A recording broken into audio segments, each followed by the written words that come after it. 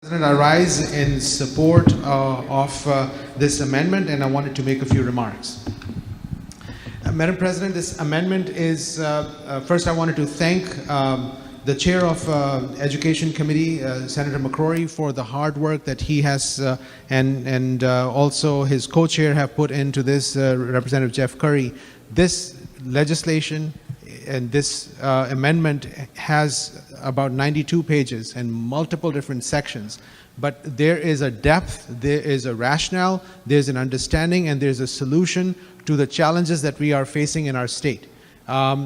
This is a very comprehensive bill, and I'm proud to say this is Senate Bill 1 because this is our one of the most important bills during this session that we will be talking about. And I wanted to just touch on some of the important parts of the bill that I think are worthy to be highlighted. Again, we can talk about this bill, the amendment forever, but I wanted to talk about some of the parts. About air quality, in the last 2 years, we have had very frank and effective conversations and actions around air quality in our school systems, and this is taking it to the next level to build on what we have already achieved.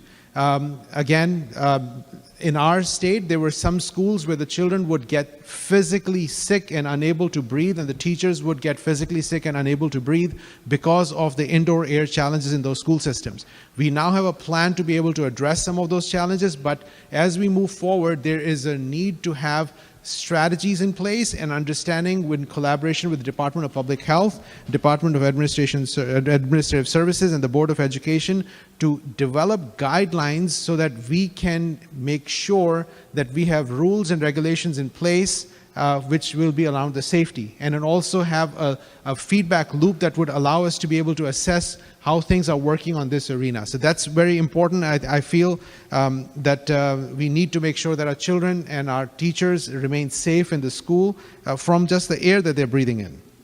Another part of the bill I think worthy to mention is about the workforce development. Post-pandemic, workforce is one of the biggest issues that we are dealing with, and we have to start early. The earlier we start, the better it is, and right now this bill is looking at some of the components, and this is very relevant to my district. East Hartford has aerospace industry, very powerful manufacturing work that happens, and if people are fortunate to be able to go visit and work and look at the work that's going on in our manufacturing facilities, the manufacturing that's going on is the finest in the world in our state. And especially in the aerospace industry, everybody talks about the Silicon Valley. We have our own aerospace alley right here in Connecticut, which is the finest in the world for the aerospace work that happens. We do need to create a pipeline. We do need to create the efforts to make sure that the workforce pipeline continues on, and this bill is looking into making sure that there's an opportunity for our young boys and girls to make that as their career. Another part is the apprenticeship opportunities, because that is how they get into this profession, and if you look at the quality of life and the comfort that many of the workforce in manufacturing industry have, they are very happy with some of the work that they're able to achieve. Healthcare profession is another part within the workforce development, which is being touched on in this bill. That is very critical. In Senate Bill 9, we discussed about that. We have a severe challenge in our state with the healthcare workforce. This is going to be part, and it actually complements very well with the Senate Bill 9 component that we have been working on. Another part, Madam President, again, there's so much thought that has gone into this bill, and this amendment that we are looking at is about the local food for local schools. I feel we have to give opportunities to our local farmers to be able to have a built-in system that we have the healthy food for our children right in the local schools in the same community where the schools are, so that there is a pipeline of support and builds in opportunity for the businesses, local businesses as well.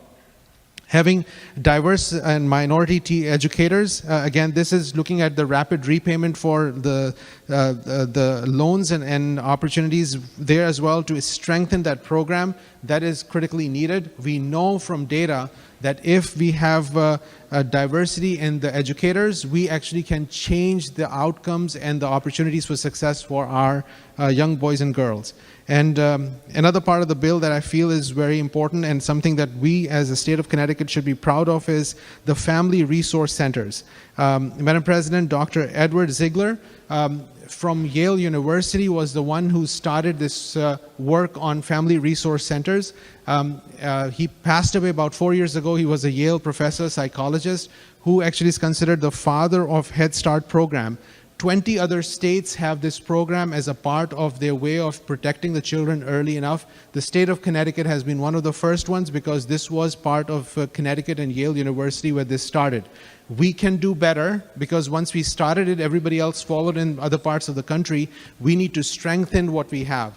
And that's why it's important that the program that Connecticut gave to the rest of the country and the world, we can do better in that program further to get strengthening of this Family Resource Center in the Alliance District. Two of my towns, East Hartford and East Windsor, are part of the Alliance District. We have family resource centers. We need to strengthen them further. So again, also starting healthy meals in the schools is a very critical part in Alliance districts, which is going to be an important part of the bill. Madam President, I could speak on for an hour or so easily on the various parts of this amendment, which are going to have long-lasting, revolutionary, positive impact on the children of the state of Connecticut. And I feel it's very important for all of us to unite together and hopefully have a unanimous vote in support of this amendment and the bill. Thank you, Madam President.